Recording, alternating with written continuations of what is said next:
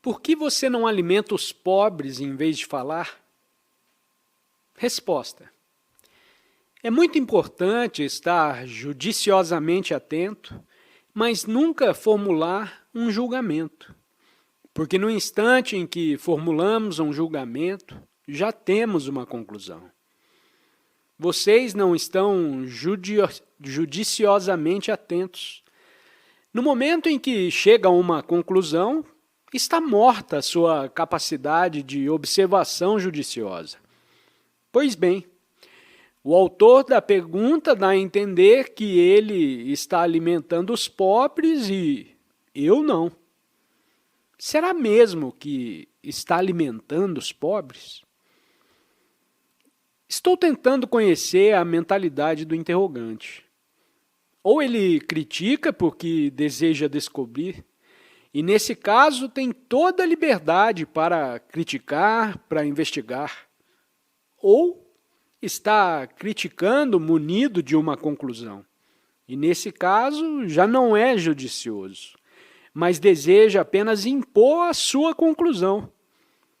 Ou se o interrogante está de fato alimentando os pobres, então a sua pergunta se justifica. Mas você alimenta os pobres? Tem conhecimento da existência dos pobres? Em média, se morre na Índia aos 27 anos. Na América e na Nova Zelândia aos 64, 67 anos. Se tivesse conhecimento dos pobres, tal estado de coisas não duraria na Índia. Agora o interrogante quer saber por que falo. Já lhe digo. Para que os pobres sejam alimentados, se necessita uma revolução completa. Não uma revolução superficial, da esquerda ou da direita, mas uma revolução radical. E só poderemos ter uma revolução radical quando não houver mais ideias. Uma revolução baseada em ideia não é revolução, pois qualquer ideia é mera reação a determinado condicionamento. E a ação baseada em condicionamento não pode produzir modificação fundamental. Pois bem, eu falo com o intuito não de produzir uma modificação superficial, mas uma transformação fundamental. Não se requer aqui a invenção de novas ideias. Só quando vocês e eu estivermos livres de ideias, sejam elas da esquerda ou da direita, poderemos produzir uma revolução radical. Interiormente e, portanto, exteriormente. Não se trata de ricos nem pobres. O que há é a dignidade humana, o direito de trabalhar, oportunidade e felicidade para todos. Não há então ninguém que tem de mais para dar de comer aos que têm de menos. Não há diferenças de classes. Isso não é apenas uma ideia. Não é uma utopia. Será uma realidade quando houver aquela radical revolução interior, quando houver uma transformação fundamental dentro de cada um de nós. Não haverá então nem classes, nem nacionalidades, nem guerras, nem separatismo destrutivo. E isso só poderá se verificar quando houver amor em seu coração. A revolução real só poderá se realizar quando houver amor, e não antes. O amor é a única chama sem fumo, mas, infelizmente, enchemos os nossos corações com as coisas da mente, e por isso os corações estão vazios e as mentes cheias. Quando enche o coração de pensamentos, o amor não passa de uma mera ideia. O amor não é ideia, pois quando pensa no amor, não há amor, mas sim uma mera projeção de um pensamento. Para purificar a mente, requer-se plenitude no coração. Mas o coração precisa ser desocupado das coisas da mente para poder se encher. E essa é uma revolução extraordinária. Todas as outras revoluções não são mais do que a continuação de um estado modificado. Senhor, quando ama alguém, não pela maneira que costumamos amar o próximo, que consiste apenas em pensar nesse próximo, quando ama completamente, totalmente, não há nem rico nem pobre. Não tem consciência de você mesmo. Existe aquela chama isenta da fumaça, do ciúme, da inveja, da avidez, da sensação. Só uma revolução dessas pode alimentar o mundo. E ela depende de vocês, não de mim. Mas nós, pela maioria, já nos habituamos a ouvir conferências e a viver de palavras. As palavras se tornaram importantes para nós, porque somos leitores assíduos dos jornais, ouvintes habituais de conferências políticas, cheias de palavras sem muita significação. Nos nutrimos de palavras e vivemos de palavras. E a maioria de vocês está ouvindo essas minhas conferências apenas no nível verbal. E por isso não há em vocês uma revolução real. Mas depende de vocês a realização dessa revolução. Não a revolução sangrenta, que é apenas uma continuidade modificada, a qual erradamente chamamos revolução, mas aquela revolução que se efetua quando a mente já não está enchendo o coração, quando o pensamento já não toma o lugar da afeição e da compaixão. Mas não se pode ter amor quando a mente predomina.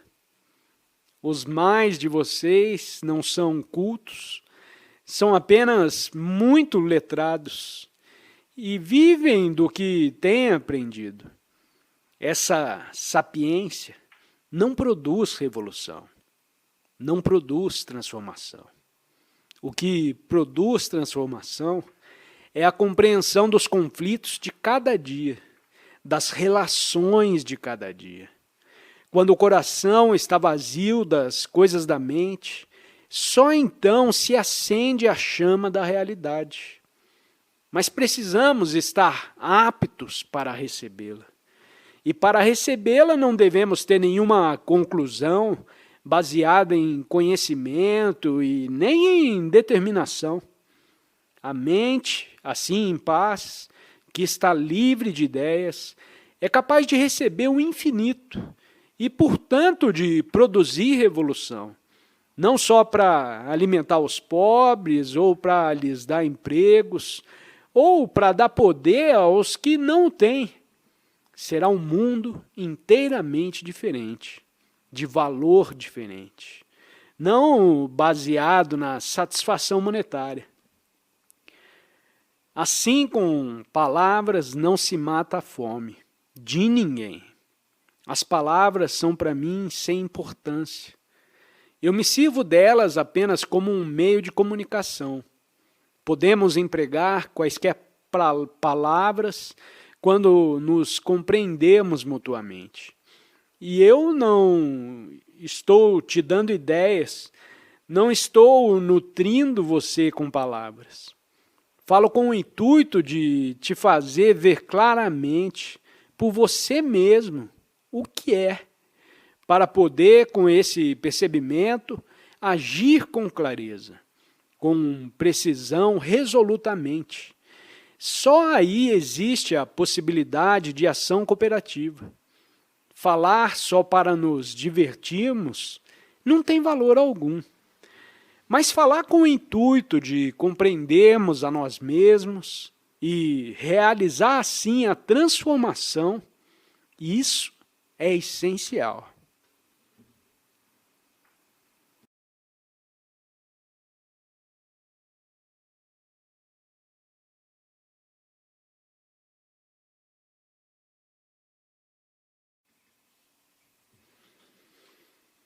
Há muito sofrimento pelo mundo e todas as religiões falharam. Entretanto, parece que fala cada vez mais de religião.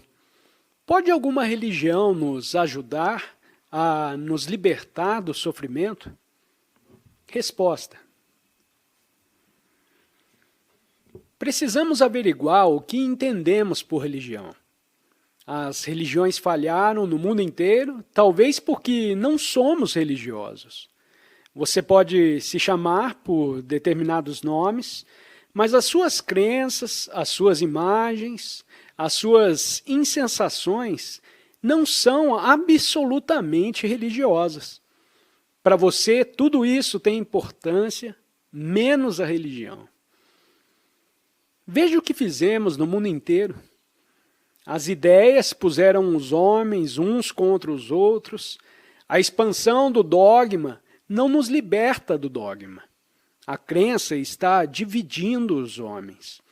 A divisão é a ênfase da crença e constitui um bom meio de explorar os crédulos. Na crença você acha conforto, segurança, que são só ilusão. Sempre que há tendência para a separação, há de haver desintegração. Onde há a força aprisionante da crença, é inevitável a desintegração. Vocês se chamam hinduístas, muçulmanos, cristãos, teosofistas e o que mais seja. E com isso se fecham. Suas ideias geram oposição, inimizade e antagonismo. Do mesmo modo, as suas filosofias, por mais geniais, por mais idealistas ou divertidas que sejam, assim como um homem tem paixão pela bebida, assim também tem a paixão das suas crenças. Eis porque as religiões organizadas falharam no mundo inteiro. A verdadeira religião é o experimentar, que nada tem a ver com a crença. É aquele estado mental que, no processo do autoconhecimento, descobre a verdade instante por instante. A verdade nunca é contínua, nunca é a mesma. Ela é incomparável. A verdade é o singular, não é o símbolo de coisa alguma. A adoração de qualquer símbolo provoca desastres. E uma mente entregue à crença, qualquer que seja ela, nunca será uma mente religiosa. É só a mente religiosa e não a mente ideológica que é capaz de resolver o problema. Citar palavras de outras pessoas não tem valor algum. A mente que cita Platão, seja Buda, é incapaz de sentir a realidade. Para experimentar, sentir a realidade, deve a mente estar de todo desnuda. E a mente, assim, não é uma mente que busca. Religião, pois, não é crença. Religião não são cerimônias. Religião não é ideia, nem várias ideias combinadas em ideologia. Religião é o experimentar a verdade do que é, momento por momento. A verdade não é um fim supremo. Não há fim supremo para a verdade. A verdade se encontra no que é, está no presente e nunca é estática. A mente nublada pelo passado não pode em absoluto compreender a verdade. Todas as religiões, tal como são atualmente, dividem os homens. As crenças dessas religiões não são a verdade. A verdade não pode ser encontrada em nenhuma crença de reencarnação. A verdade só pode ser conhecida quando há um findar. O findar que está implicado na morte. Sua crença em Deus não é religião, não é a verdade. Pouca diferença existe entre o crente e o incrédulo. Tanto um quanto o outro estão condicionados pelo seu ambiente. Eles produzem divisões no mundo por meio de ideias, por meio de crenças. Portanto, nem o crente, nem o incrédulo podem experimentar a realidade. Quando vê as coisas como são, sem preconceito, sem louvor, nem condenação, em relação direta com o que é a ação. Quando intervém a ideia ao adiamento da ação. A mente, que é a estrutura de ideias e resíduo de todas as lembranças e pensamentos, nunca pode achar a realidade. A realidade tem de vir por si só. Só pode procurar uma coisa que conhece. Não pode procurar a realidade. Veja, a verdade que há nessa questão. Veja a beleza da mente que experimenta diretamente e que age, portanto, sem recompensa nem punição. Mas a experiência não é a medida da verdade. Seu eu é pensamento e pensamento é memória. Experiência é memória transmutada em pensamento. Portanto, a mente, em tais condições, pode organizar a palavra verdade e explorar os outros, mas é incapaz de experimentar a realidade. Só a mente, que nenhuma ideia possui, é capaz de experimentar a realidade. Um homem religioso é o verdadeiro revolucionário. O homem que age em conformidade com ideias pode matar os outros. Na relação direta com o que é, ao experimentar. E a mente que se acha nesse estado não fabrica ideias. A mente que nenhuma ideia tem é sensível, capaz de ver o que é de maneira direta e capaz, portanto, de ação. Só essa ação é revolucionária.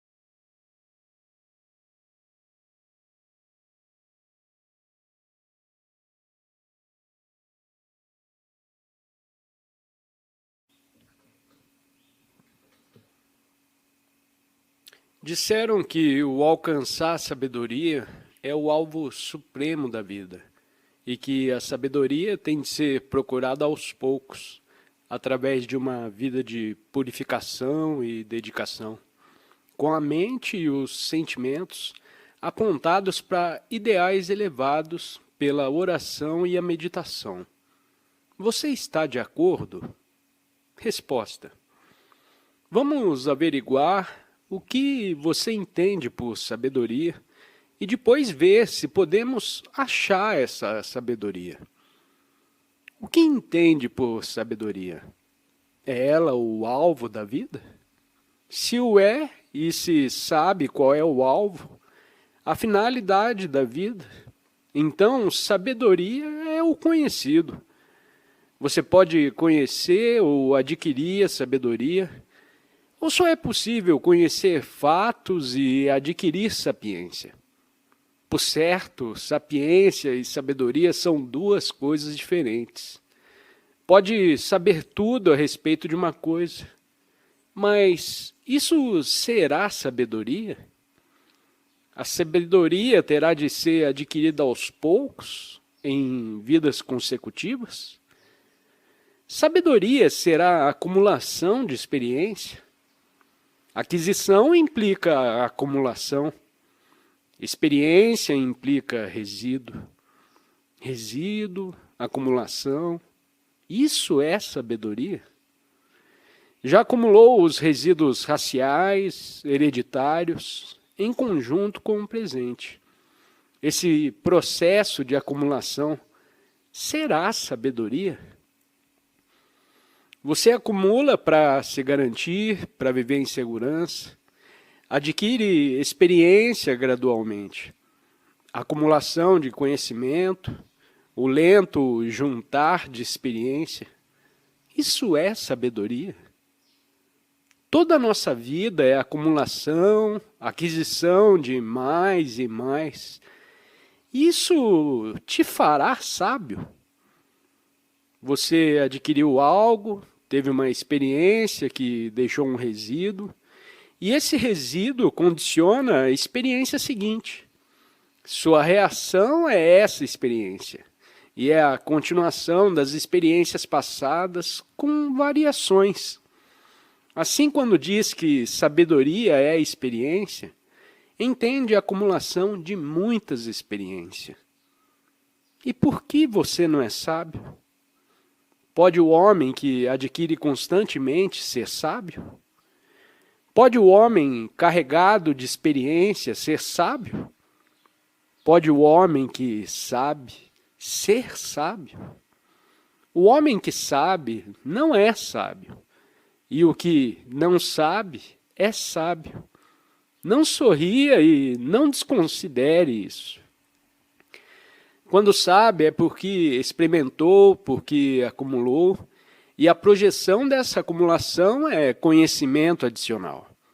A sabedoria, portanto, não é um processo lento, não é para ser acumulada pouco a pouco, como um depósito no banco. Crer que gradualmente, através de várias vidas, você vai se tornar um Buda, é pensar e sentir de maneira imatura.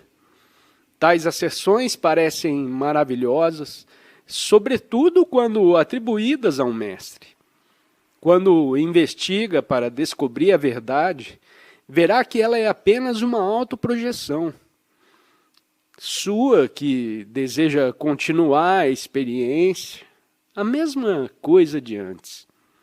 A acumulação, pois, nunca é sabedoria, porquanto só pode haver acumulação daquilo que se conhece. E o que se conhece não pode nunca ser o desconhecido. O esvaziar da mente não é um processo lento, mas o tentar desocupá-la constitui um obstáculo. Se você diz, vou desocupar a minha mente, temos então o mesmo processo já bem conhecido. Veja bem a verdade de que uma mente ocupada em adquirir nunca pode ser sábia, nem em 6 vidas, nem em 10. Um homem que acumulou já é rico, e um homem rico nunca é sábio. Você quer ser rico de saber, que é a aquisição de experiência em palavras, mas o homem que tem nunca pode ser sábio. Também o homem que deliberadamente nada tem, nunca pode ser sábio. A verdade não pode ser acumulada. Ela não é experiência, ela é experimentar, em que não há nem experimentador, nem experiência. Conhecimento implica alguém que acumula, que junta, mas a sabedoria não implica experimentador. A sabedoria é como o amor, e privados desse amor, queremos cultivar a sabedoria pelo processo de aquisição contínua. O que continua tende a corromper-se. Só o que tem fim pode conhecer a sabedoria. A sabedoria é sempre vigorosa, sempre nova. E como se pode conhecer o novo quando há continuidade? E há continuidade enquanto damos continuidade à experiência. Só quando há o findar, há o novo que é criador. Mas queremos continuar, queremos acumulação, que é a continuidade da experiência. E a mente em tais condições nunca pode conhecer a sabedoria. Pode conhecer apenas a sua própria projeção, suas próprias criações e a combinação das suas criações. A verdade é a sabedoria. A verdade não pode ser procurada. A verdade só surge quando a mente está vazia de todo conhecimento, de todo pensamento e de toda experiência.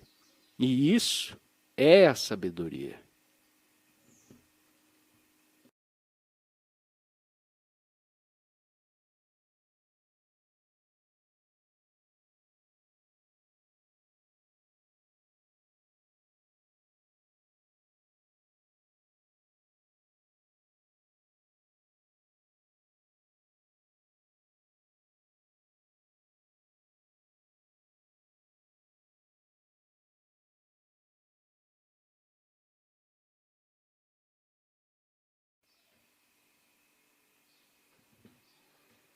Em todas as nossas realizações, com pessoas, com a natureza, com ideias, com coisas, parece que criamos cada vez mais problemas.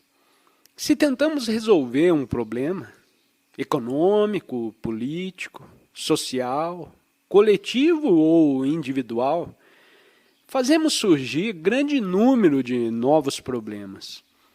De algum modo, parece que criamos cada vez mais conflito e estamos cada vez mais necessitados de reforma. É bem evidente que toda reforma torna necessárias novas reformas, sendo, portanto, um verdadeiro retrocesso.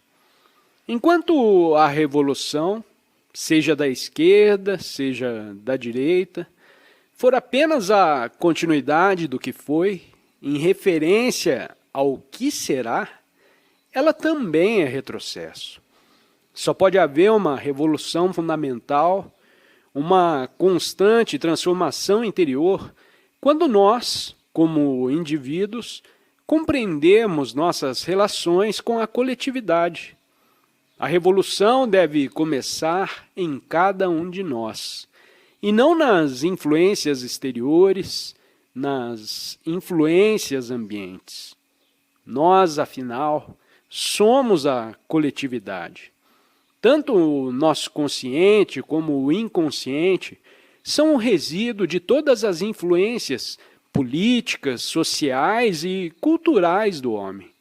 Portanto, para se realizar exteriormente, uma revolução fundamental se torna necessária, uma transformação radical em nosso interior. Uma transformação independente de qualquer modificação no ambiente. A revolução deve começar em vocês e em mim. Todas as grandes coisas começam em escala pequena. Todos os grandes movimentos começam em vocês e em mim como indivíduos. E se esperamos pela ação coletiva, essa ação coletiva, se vem a se realizar, é destrutiva e conducente a mais sofrimentos. Vemos, pois, que a revolução deve começar em vocês e em mim. Essa revolução, essa transformação individual, só pode se realizar quando compreendemos as nossas relações que constituem o processo do autoconhecimento. Sem conhecer integralmente o processo das minhas relações, nos meus diferentes níveis, o que penso e o que faço, nenhum valor tem. Que base tenho eu para pensar se não conheço a mim mesmo? Temos tanto desejo de agir, tanto empenho em fazer alguma coisa, em realizar alguma espécie de revolução, alguma espécie de melhoria, alguma modificação no mundo. Mas, sem conhecermos o nosso próprio funcionamento, tanto na periferia como no interior, nos falta toda a base para a ação. E o que fazemos não pode deixar de criar mais sofrimento e mais luta. A compreensão de nós mesmos não se consegue pelo processo de nos retirarmos da sociedade ou de nos recolhermos a uma torre de marfim. Se vocês e eu nos dedicarmos a estudar o assunto com toda a atenção e de maneira inteligente, veremos que só podemos compreender a nós mesmos em relação e não no isolamento. Ninguém pode viver no isolamento. Viver é estar em relação. É só no espelho das relações que compreendo a mim mesmo. O que significa que devo estar sempre sobremodo atento em todos os meus pensamentos, sentimentos e ações na vida de relação. Não constitui isso um processo difícil, nem empresa sobre-humana. E como acontece com todos os rios, se bem que a nascente seja quase imperceptível, as águas vão ganhando ímpeto no teu curso, à medida que vão se aprofundando. Se nesse mundo louco e caótico se empenhar naquele processo, avisadamente, com atenção, com paciência, sem condenar, verá como ele começa a ganhar ímpeto, independentemente da questão do tempo. A verdade existe minuto por minuto na vida de relação, e temos de vê-la em cada ato, cada pensamento e cada sentimento que surge em nossas relações. A verdade não é coisa que se possa acumular e armazenar. Temos de achá-la de novo no pensamento e no sentimento a cada instante, o que não representa um processo acumulativo e, portanto, não depende do tempo. Quando diz que com o tempo compreenderá, graças à experiência ou ao saber, está justamente impedindo a compreensão, porque essa não resulta de acumulação alguma. Pode acumular saber, mas isso não é compreensão. A compreensão surge quando a mente está livre do conhecimento, quando a mente não exige a satisfação de desejos, quando não procura experiência, há tranquilidade. E quando a mente está tranquila, só então haverá compreensão. Só quando vocês e eu estamos verdadeiramente dispostos a ver claramente as coisas tais como são, é que nos oferece a possibilidade de compreensão. A compreensão vem não por meio de disciplinamento, de compulsão, de correção, mas sim quando a mente está tranquila e disposta a ver as coisas com lucidez. A serenidade da mente nunca se pode conseguir por meio da compulsão, sob qualquer forma, consciente ou inconsciente. Ela tem de ser espontânea. A liberdade não está no fim, mas no começo, porque o fim e o começo não são diferentes. O meio e o fim são idênticos. O começo da sabedoria é a compreensão do processo total de nós mesmos. E esse autoconhecimento, essa compreensão é meditação.